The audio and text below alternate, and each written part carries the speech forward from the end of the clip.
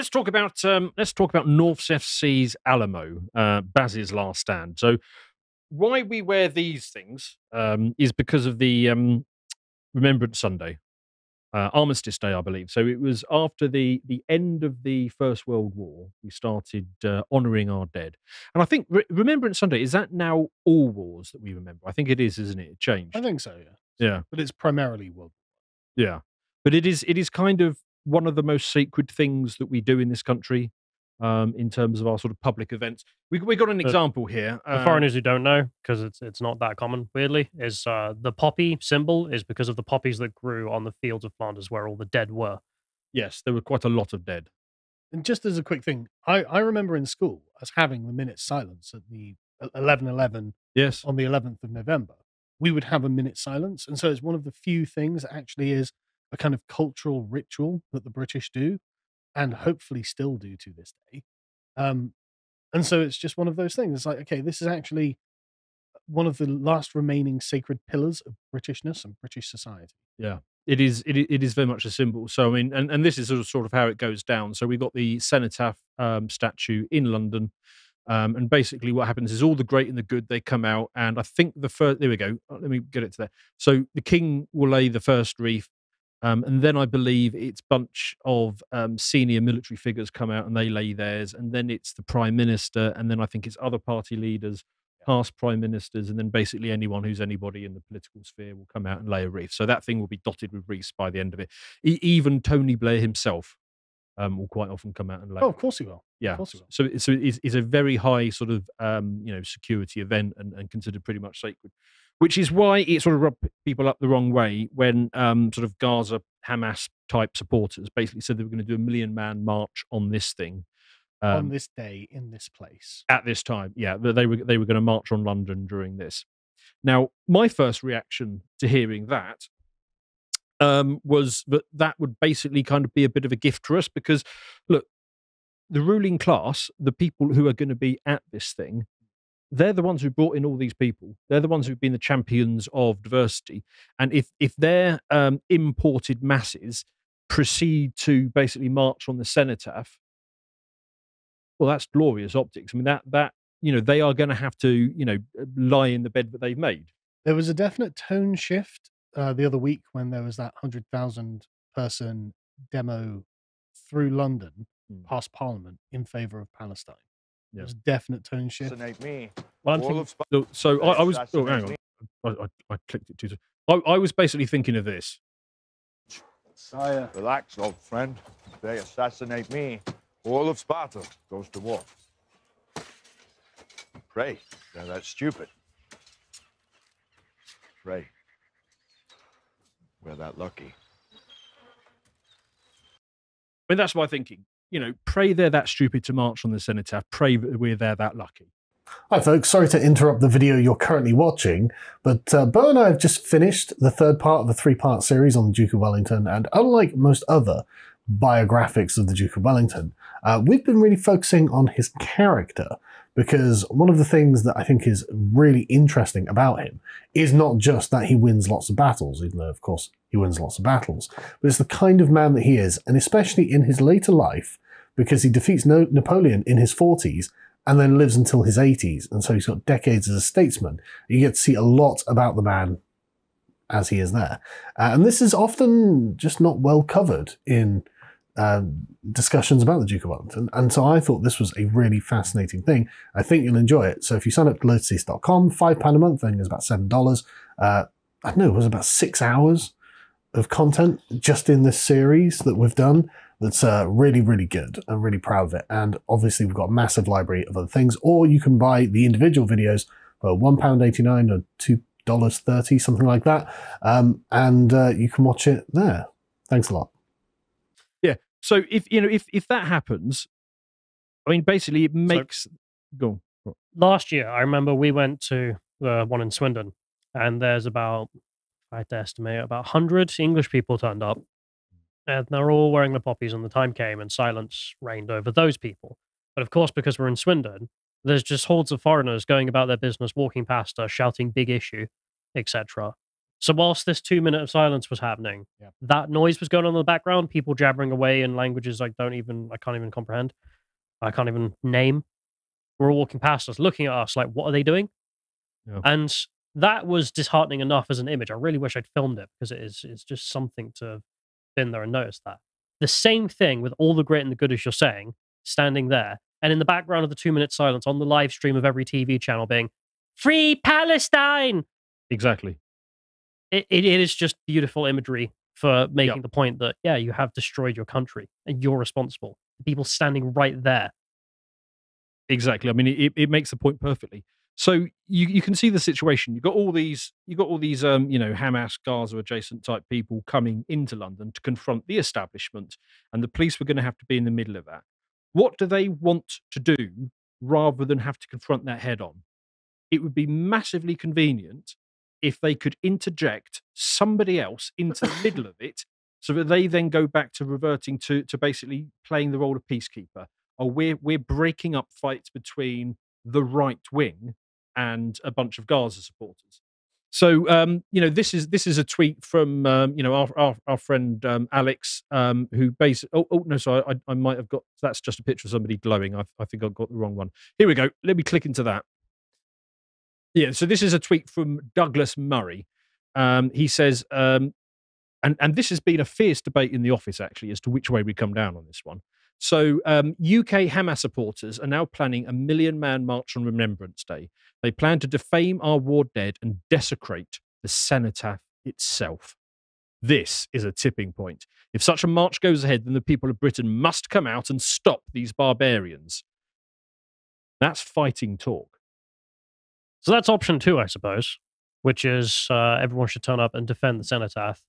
And then what are the optics exactly? If you were a police commander, which outcome would you be happier with? Would you be happier with having to raise batons against a bunch of towel-wearing... Well, they're not going to. Yeah. They won't even lay a finger on those people. No, there are videos where they have done that. They did it for the coronation. Yeah. That was it. But no, there was another one fairly recently I saw where that did happen. So I find it difficult to believe that whoever's in charge of the police at this point, it's not Cressida Dick anymore, is it? I find it hard to believe that they're actually thrilled with the prospect of having 1 million Muslims and whatever the EDL can summon up confronting each other in London. I actually don't think that's what they want. I think they would much rather that than have to confront them directly. Because, like you say, they really don't want to start battening a bunch of Muslims marching in London. I don't think they're that bothered about that. Really? Well, because like what they'll do is they'll put a police perimeter around the cenotaph, and most of them will just walk past. Like they're not gonna. They're gonna be like, right, okay, it'll just be like this river of people going free Palestine, walking by it. There'll be a police cordon around it, and I don't think much else will happen. But that's option 1. But if you've got the football lads there, all on the outskirts of the perimeter, all with their poppies, all being silent at the right time. But the chances are it's not going to be silent, right? So one side will chant at the other side, and the other side will chant back, and they'll start winding each other up. Not at the 2 minute silence. No. Patriots. I'm not saying at the 2 minute. Well, one side will be quiet for the 2 minute silence. Yeah, but directly after that, one side's going to be winding up the other side, and they're both going to feed into it. And if you're in charge of the police, you're just like, I just wish they'd all F off. Like, you probably don't want the chaos that's going to ensue, because actually it could well be chaos.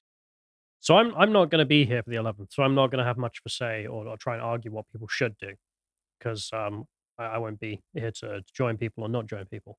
But I was thinking about this, and I can't see a downside to this in any possible outcome that happens, because let's say scenario 1, the Palestine protesters turn up and are utterly disrespectful, and the people have to deal with what they have done to this country. Great for us.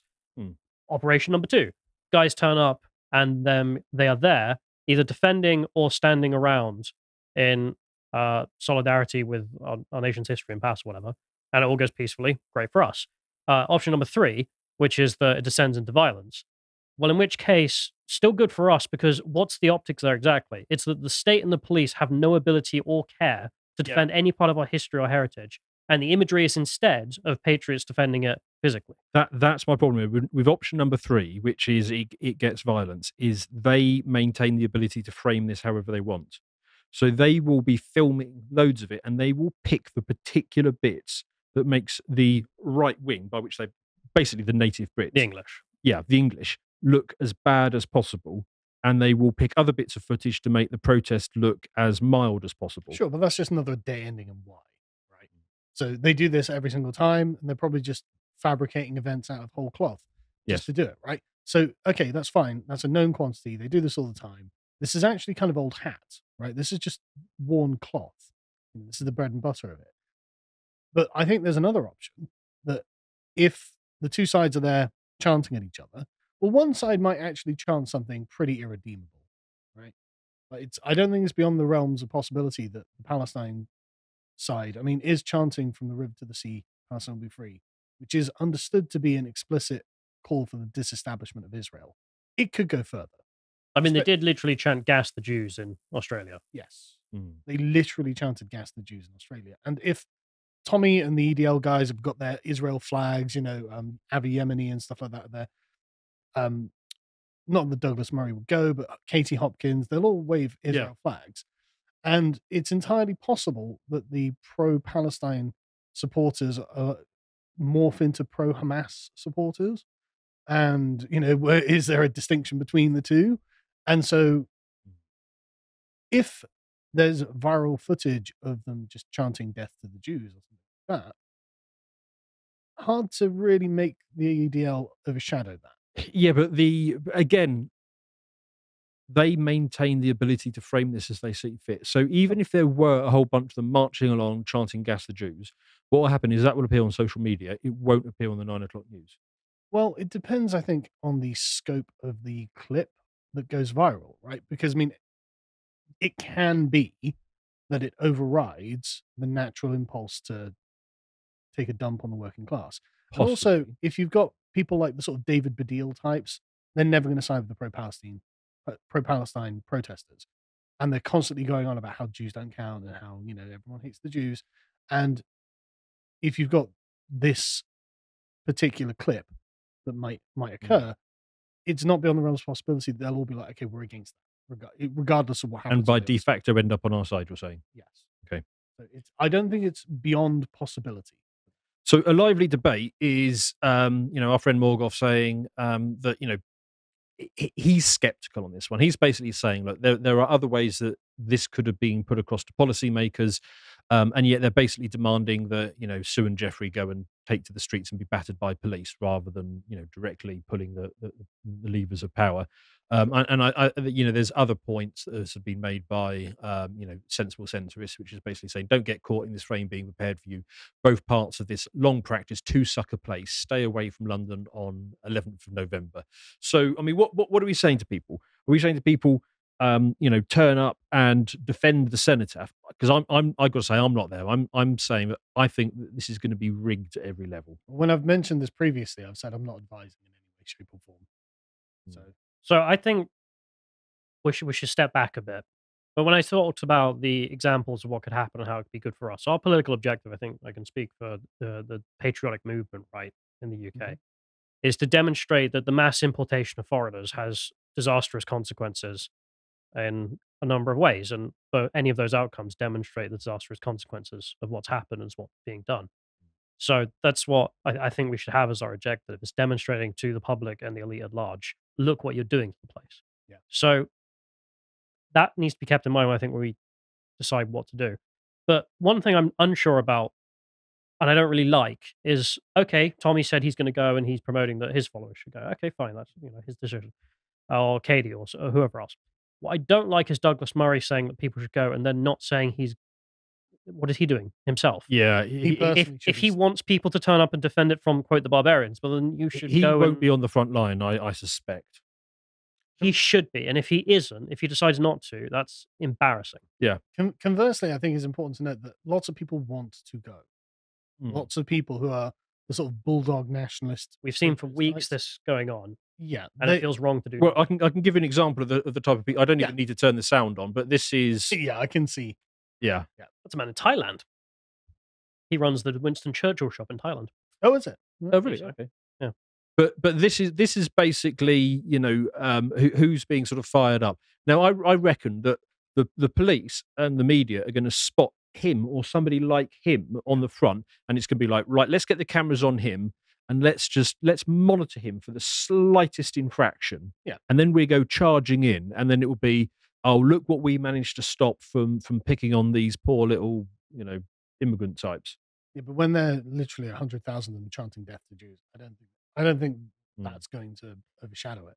I think if this was 2015 or something, your argument would have a lot more water. In the amount the Overton window seems to have shifted in UK politics, especially with that pro-Palestine demo. Yeah, I mean, but correctly, I mean, it has shifted because of the failures of multiculturalism, not because of some kind of victory on the patriotic front.